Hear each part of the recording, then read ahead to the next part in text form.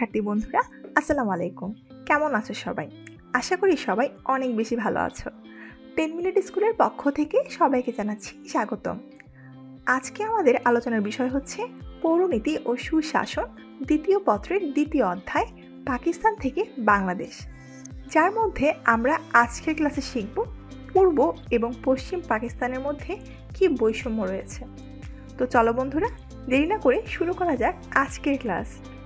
গত ক্লাসগুলোতে আমরা দেখেছি যে পূর্ব এবং পশ্চিম পাকিস্তানের মধ্যে রাজনৈতিক, প্রশাসনিক, সামরিক ইত্যাদি ক্ষেত্রে কীরকম বৈষম্য বিরাজ করেছিল। আজকে আমরা দেখব যে পূর্ব এবং পশ্চিম পাকিস্তানের মধ্যে অর্থনৈতিক বৈষম্য কেমন ছিল। এই পূর্ব পাকিস্তান তখনকার পশ্চিম পাকিস্তানের মাধ্যমে সবচেয়ে বেশি বৈষম্যের শিকার হয় অর্থনৈতিক ক্ষেত্রে।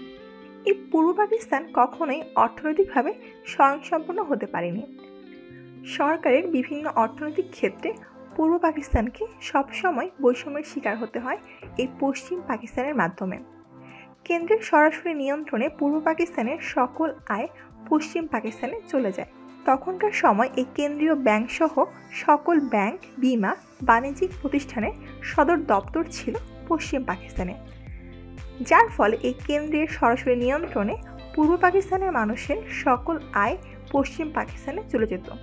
অর্থাৎ সহজ ভাষায় এই পশ্চিম পাকিস্তানে পাচার হয়ে যেত এই পূর্ব পাকিস্তানের জনগণের সকল অর্থ। ভারত বিভাগ বা দেশ বিভাগের পরপর পূর্ব পাকিস্তানের জিডিপি প্রবৃদ্ধির হার ছিল 2.2% এবং পশ্চিম পাকিস্তানের জিডিপি প্রবৃদ্ধির হার ছিল 3.1%। 1954-55 থেকে 1959-60 সালে গড় জিডিপি প্রবৃদ্ধির হার ছিল পূর্ব পাকিস্তানে 1.6% এবং পশ্চিম পাকিস্তানে 3.2%।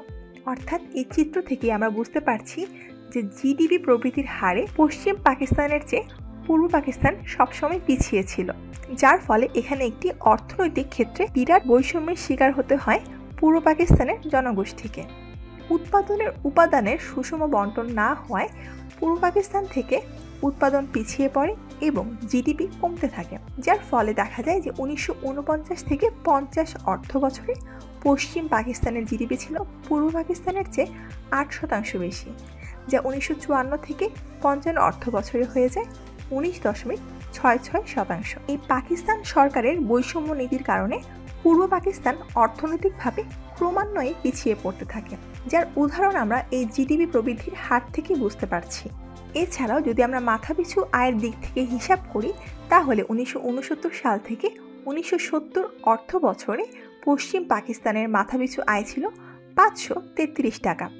অপরদিকে পূর্ব পাকিস্তানের মাথাপিছু আয় হয় 321 টাকা। এখানে আমরা দেখতে পাচ্ছি যে মাথাপিছু আয়ের ব্যবধান ছিল 202 টাকা এবং এইখানে বৈষম্যের অনুপাত দাঁড়ায় 50%-এরও বেশি, অর্থাৎ 61%।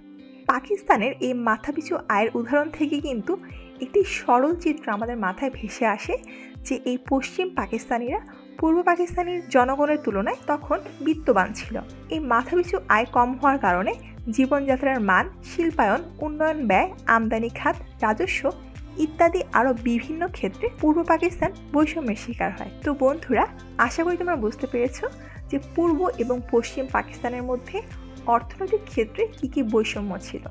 পরবর্তী ক্লাসের আমন্ত্রণ জানিয়ে আজকের মতো এখানেই বিদায় নিচ্ছি। ভালো থেকো বন্ধুরা, আল্লাহ হাফেজ।